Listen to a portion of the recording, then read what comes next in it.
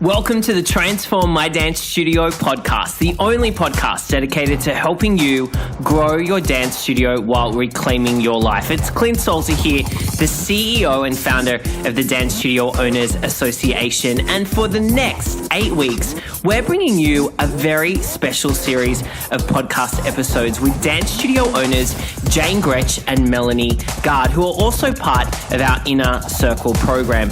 Over these next 8 episodes, Jane and Mel will be sharing their own challenges, successes, experiences, and advice as dance studio owners. Welcome to this very special podcast event, At the Bar with Jane and Mel. I hope you enjoy it. Hello and welcome to the At the Bar podcast, a podcast by studio owners for studio owners. My name is Melanie Gard and I am joined as always by my delightful friend Jane Grech. How are you today? Hello. Always well, thank you. And how are you? I'm good. So we've decided this week that we are going to talk about our tech hacks, which is kind of hilarious because if any of my students heard me talking about this, they would think it was funny because I'm asking them how to work stuff on my phone. Yes, well, look, if you need to know how to do something techno, then ask a teenager. That's my go-to as well. They teach me things all the time, but I know some stuff they don't know. Yeah, not much, but a bit.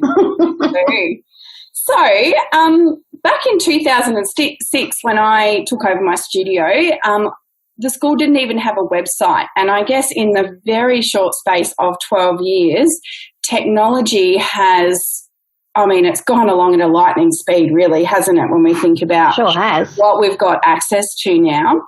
I remember walking to the post box, Miss Mel, with Alana in a pram. You know, people would ring and I'd say, I'll send you an information pack. Yeah. And I'd pop it in an envelope with a stamp and I'd put Alana in the pram and I'd walk to the post office. I know, it's crazy to think about. Like, I actually had a budget for postage, which now and then we're like, oh, stamps. Has anyone got stamps? You know, it's kind of fast, isn't it? So, yes, things have moved along quite a lot. I got my first website through this community program. It cost me $99 and I built it myself very proudly. I must say it actually, at the time, all of the schools around me, none of them had a website. And all of a sudden I started getting quite a few inquiries because I had a website. So that showed me pretty quickly that being ahead of the game on the technology front certainly is of an advantage to your business. So websites, Jane, what do you use for your website? What's the back end of your website?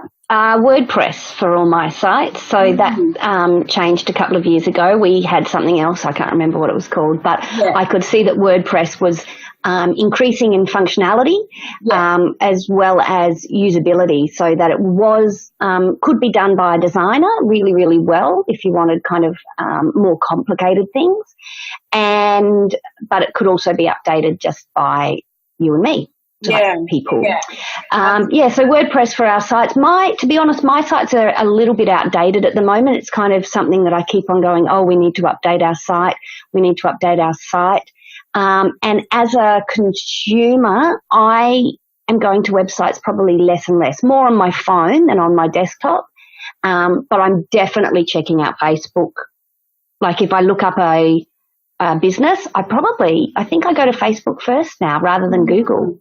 Yeah. I think about that. So maybe, But then I think certainly all the advice that I listen to tells us that our website is we own it, whereas, Facebook. Yes.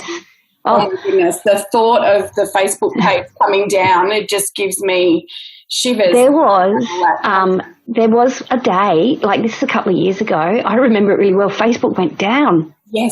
And it was for 4 hours. And there was widespread panic. And I did think at that time, a couple of businesses, if this stays this way, nobody knew what was going on. If this stays this way, there are a few businesses going under because of it. So I think that's a really good differentiation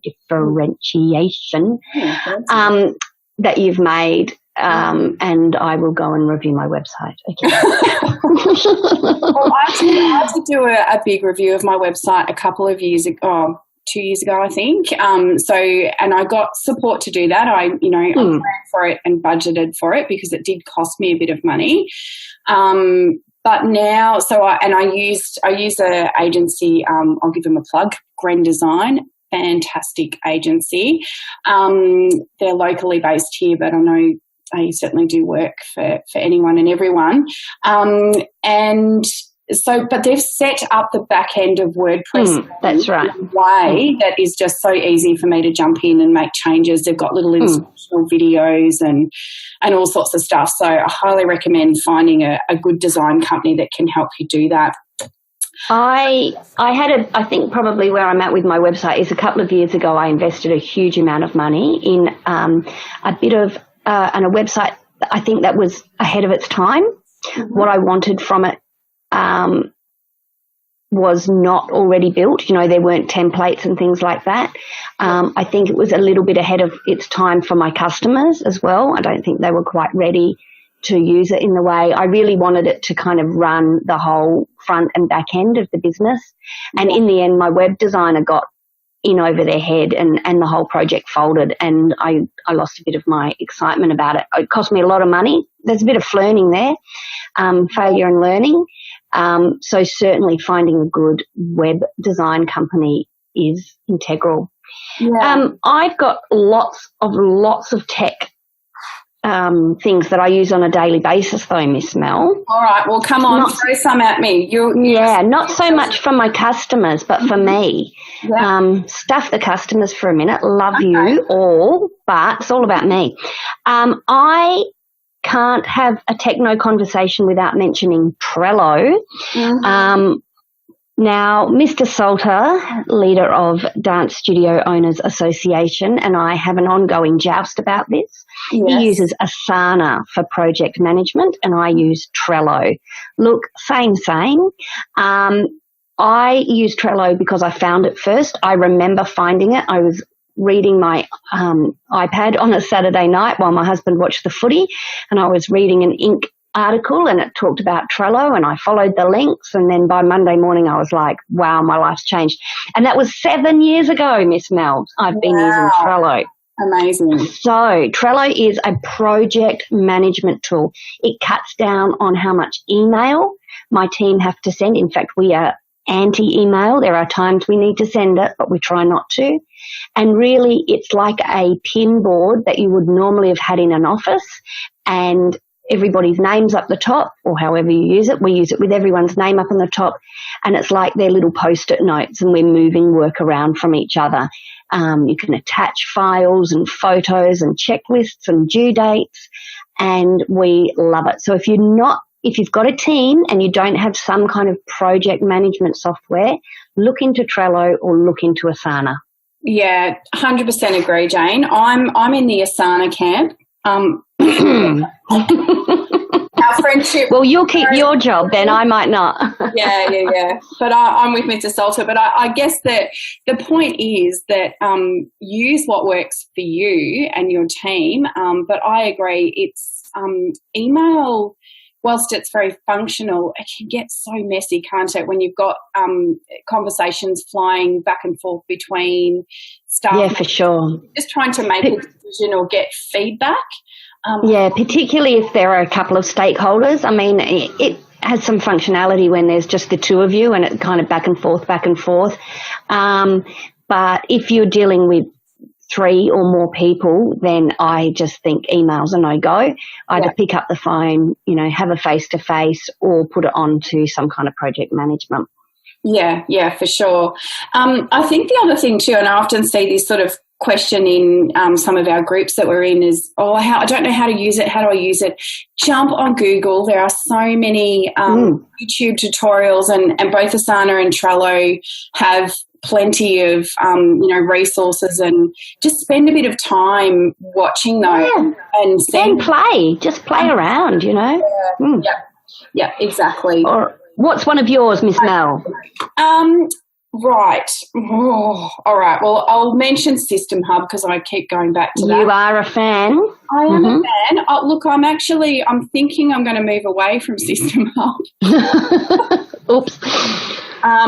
But it was similar story to you, actually. Funnily enough, I was on the couch, husband watching football,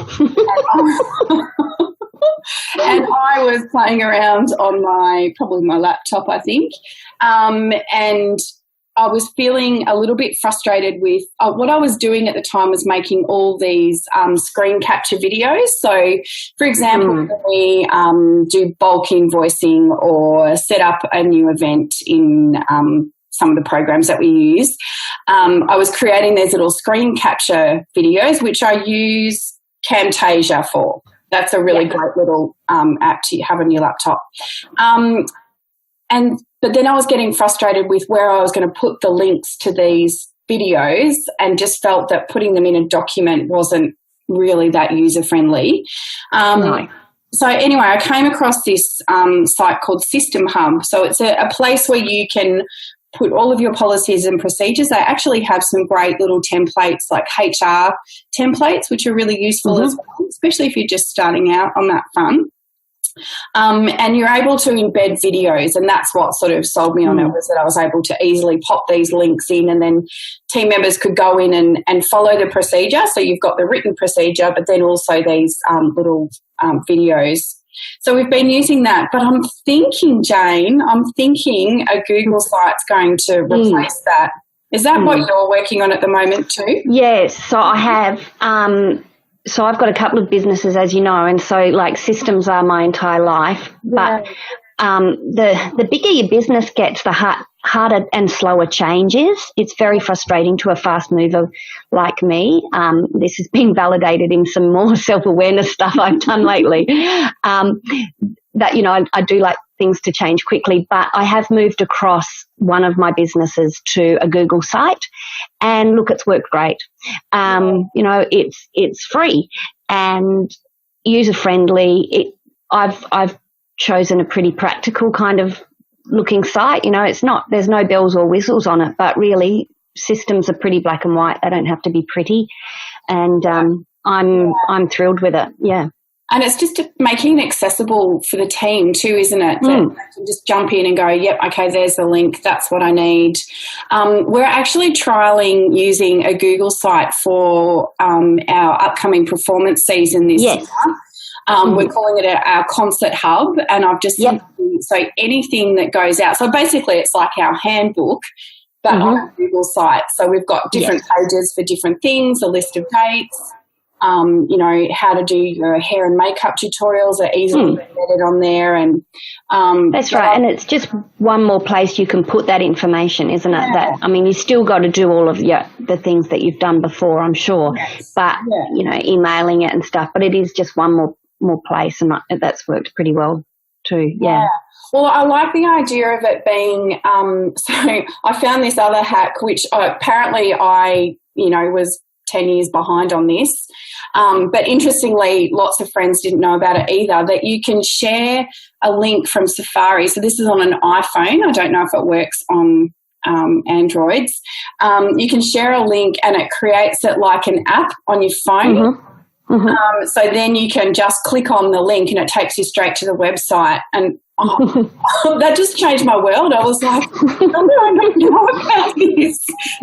Did your teenagers teach you that? No, I can't even. A friend showed me and I was like, oh my goodness. It just saves so much time anyway. So for anyone out there like me that had no idea about that, do that. It makes finding things so much easier. So the idea too with our families is that they can have this Concert Hub website on their phone. Easy access, which is great. Love it. So Google Sites are a good one to look at. So we've got Trello, Google Sites. What about our client management software? What do you use, Jane? I use DanceBiz. Same. DanceBiz, but there's plenty out there on the market. Yes. I have a theory that if you've got over 100 students, you need some CRM, so some customer relationship management. Up to 100 students, I think you could manage quite well on if you've got a very good understanding of getting around Excel. I wouldn't be doing things in Word. Excel's, you know, pretty functional, and up to 100 students, no sweat. I think you could manage that really easily. But over 100 students, then you need to have some kind of CRM, and they're all great, because they're online, which means you can access remotely.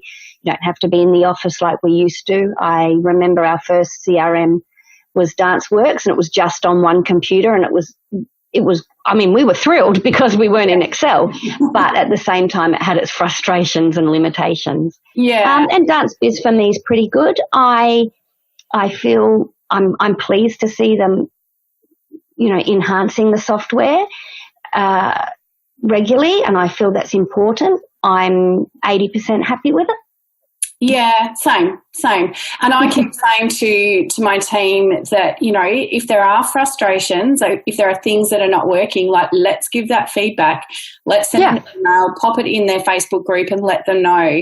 Because, they're like us, they're a business, and they need feedback from their customers to keep evolving and improving what they're doing.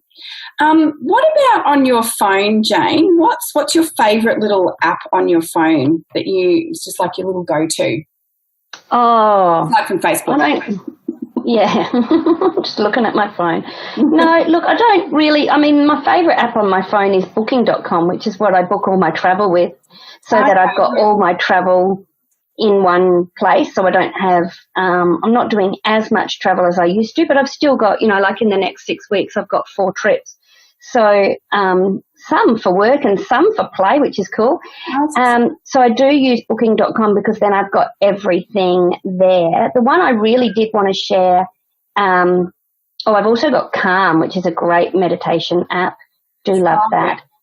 That one orders my coffee. Yes, that's pretty important too.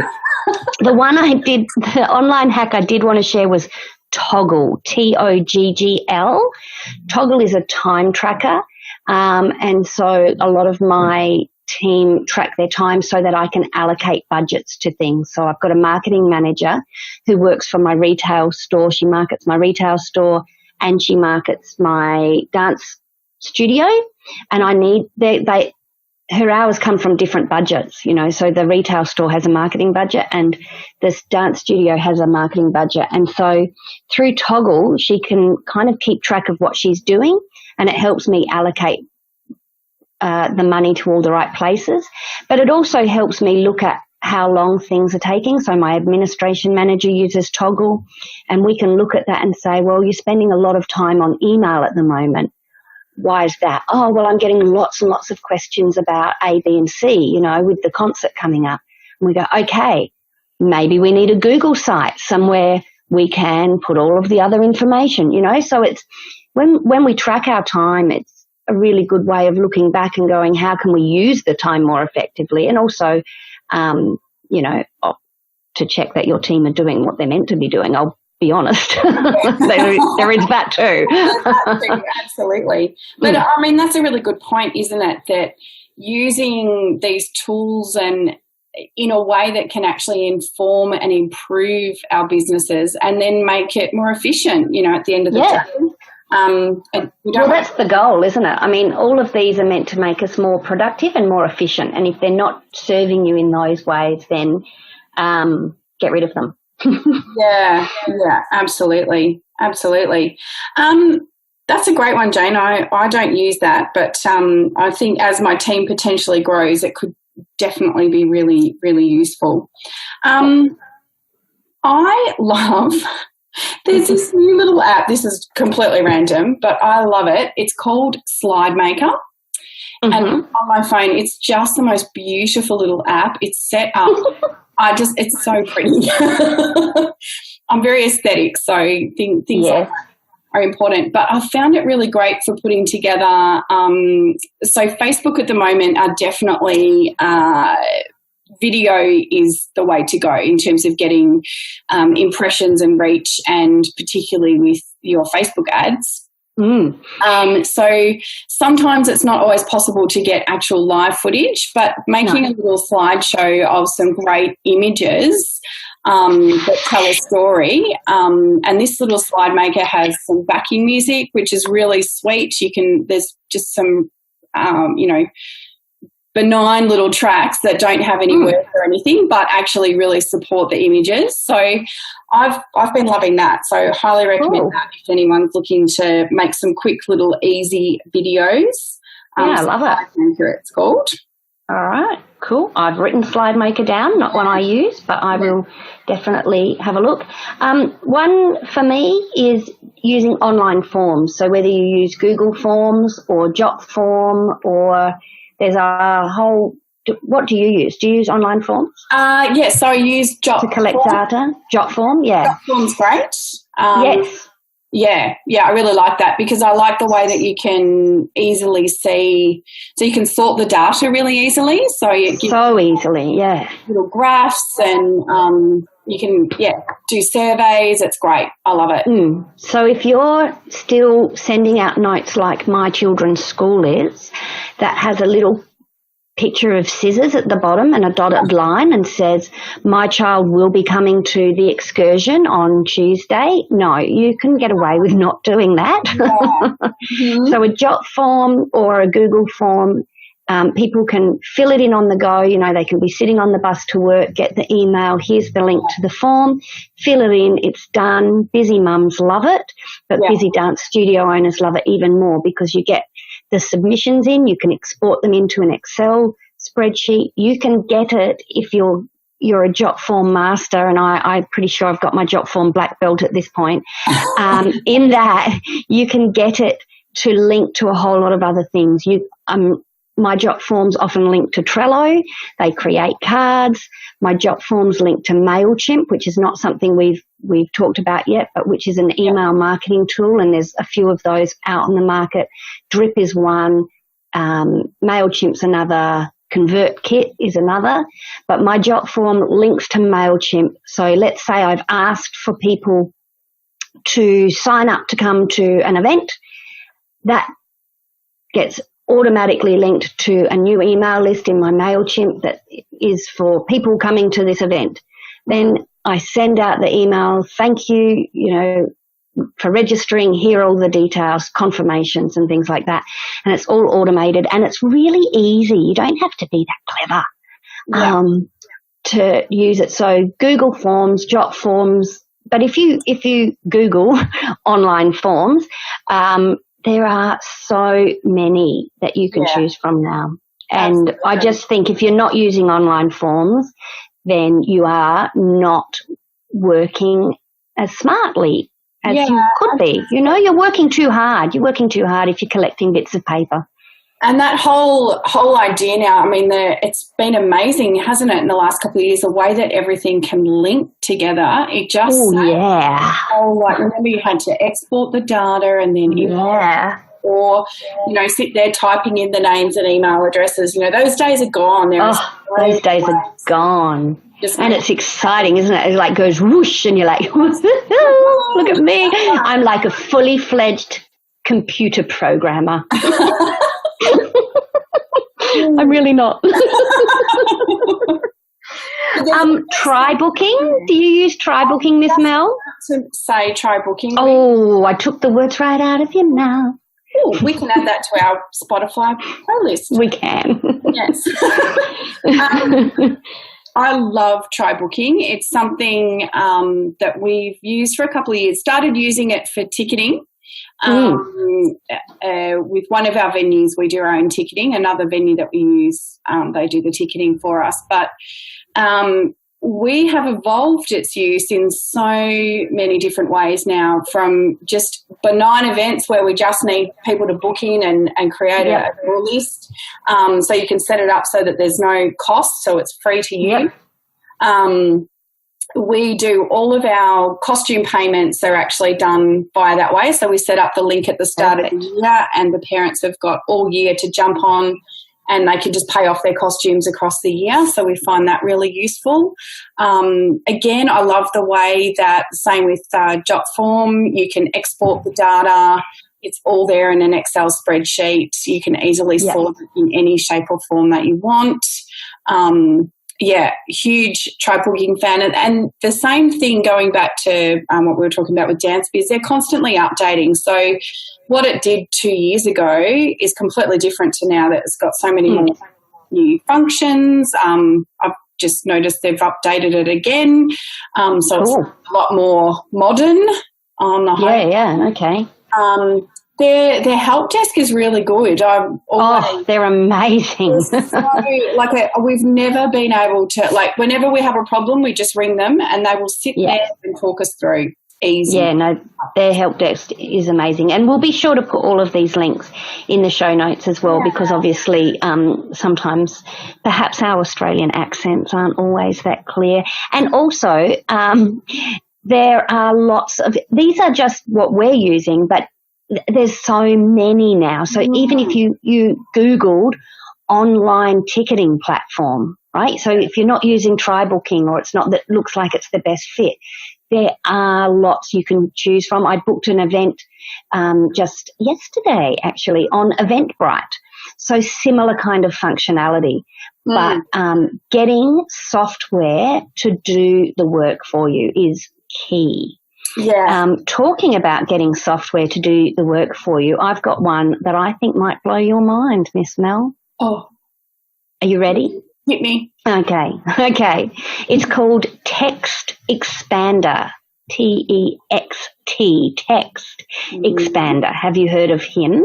No. Maybe her. I don't know why I'm giving the software agenda.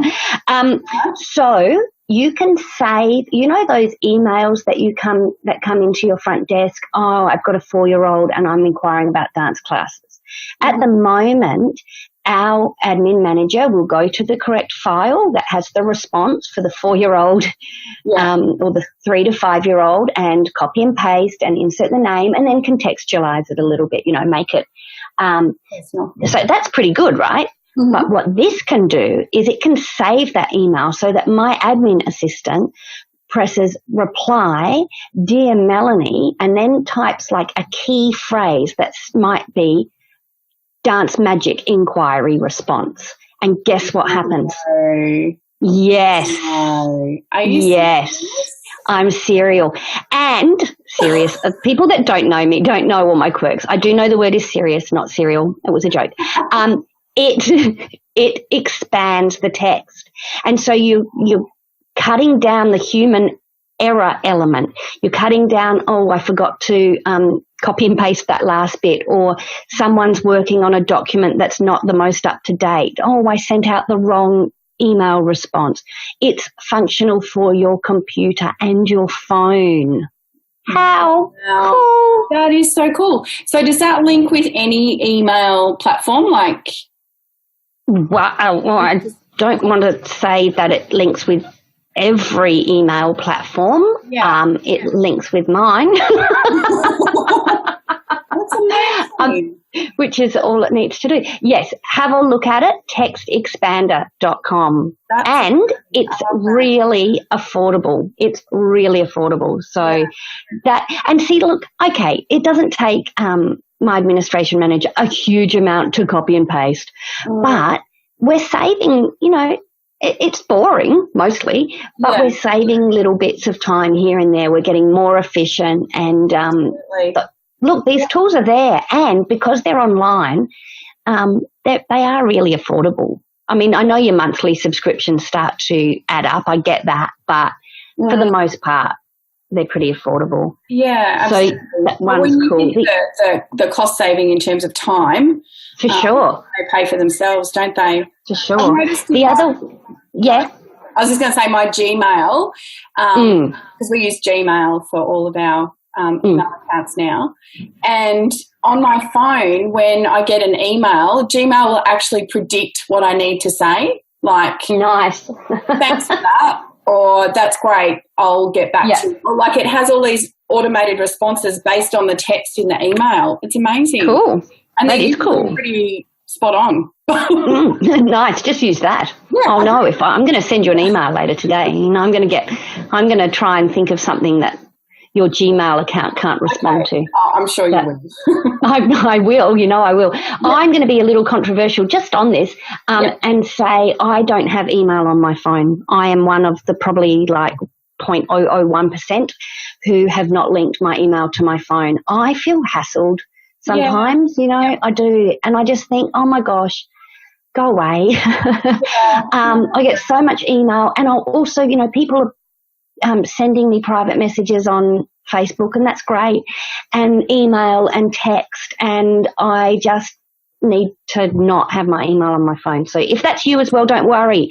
You're not weird. You're just in my club. Yeah. Well, my club is I have no notifications on my phone. Nice. So I took everything off probably 2 years ago now, and it's amazing. Like I really watch friends closely now that sit there with their phone and their phone goes ping, ping, ping. And they being up, And so their eyes are darting to their phone the whole time. I'm like, you're so disengaged with our conversation right now because put it away, put it away. So hard, isn't it? It is, but I think it's going back to what we were talking about last week, I think, about being intentional. Yeah. Taking control of the technology and not letting the technology rule you. Rule us, for sure. Yeah. One thing that I do really want to just kind of throw in, I know we're running out of time, but that has changed my life. No, I don't know if it's changed my life, but my gosh, it's made my marketing manager's life easier. And that is storing all our photos in Google Photos. Yeah, right. So we used to have a whole lot of albums in Dropbox, which we haven't mentioned. Shout out to Dropbox. I think it's just part of our fabric of being now. But, Dropbox, great file sharing. So we used to have all our photos in Dropbox. And we had a system of storing them, but sometimes it didn't always go to plan. So now we've got this system in Google Photos where we have an event and we create an album for the event, or we might do a marketing shoot, and we've developed a catalog system. So we go to a main file, which is in Excel, and we hyperlink everything to the Google album. So we can look through the file of what we've got. So I might be looking for a junior club acro photo, right? And I can go straight to it. I could get it to you in 2 seconds. Wow. And I could also get you a point photo, and so we've really, and some photos are in more than one album because they cross over. So the point photo might also appear in senior ballet as an album. Mm-hmm. But it means it's just because we've built it. Google Photos. Google Photos. Right, because all my photos are in Dropbox, but it's clunky. So clunky, and it takes up a lot of space. And the other thing we've started doing with Google Photos, and this is just recently, Anne, my marketing manager, bless her, she listens to the podcast. So hello, Anne. Thank you for your constant support. She creates a lot of photo images for Facebook, ads and things, and a lot of them can be repurposed. But where are they? Where do they go on the computer? They go everywhere. Yeah. So now we've started to put them in Google Photos as well. So it might be don't forget it's a long weekend photo that goes up. Yeah. She's got a spot now for that. Seasonal announcements, or Merry Christmas or Happy New Year, those kind of things. Yes. They all go in there now, and they're just really easy to bring up, schedule on Facebook. Happy days. Yeah, that's awesome. We use I use Canva for all our. Oh yes, I love Canva. Yes, I'm a big fan. Anne doesn't use it; she uses Publisher, but I love Canva. Yeah. Fun. Yeah. It's nice. You can set up all your branding colours and have certain templates, and we use that for all of our, just general announcements. And you can make folders in there. So we just have folders, all certain things, it's great. Great. Love Canva. If you don't know about Canva, look it up. You get addicted. Beautiful. Addicted. That's the thing. I think, you've got to invest the time in these. You can't just kind of go, I'll get that and then not look at it again. It's got to be a process of investing the setup time. But if you do that, for sure, it pays off, doesn't it? Yeah, absolutely. For sure. Beautiful. Yeah. Awesome, Jane. Well, that was a great. I've made some little notes there, and hopefully it's been a useful conversation for people. And we'd certainly love to hear. Maybe when this episode comes out, we could pop a thread in the DSOA Facebook group and get people to share their tech hacks and apps and they use, because it's always great to hear what makes life easier for people, isn't it? Absolutely. And then we can perhaps do a follow-up, and learn a few more and share those as well. Yeah, definitely. Awesome, Jane. Well, I am going to go and add those things to my to-do list. And I'm off to make videos with Slide Maker. Yeah. Oh, have fun with that. I look forward to seeing them. All right, Miss Mel. My friend, we will talk again very soon. Okay, bye. Over and out. Bye. We hope you enjoyed this episode of our exclusive series At the Bar, powered by the Transform My Dance Studio podcast. For more training, resources and support specifically for dance studio owners who are wanting to grow their business while reclaiming their life, we'd love you to join us in the Dance Studio Owners Association. For all the information, go to dsoa.com. Take care and we'll see you next week.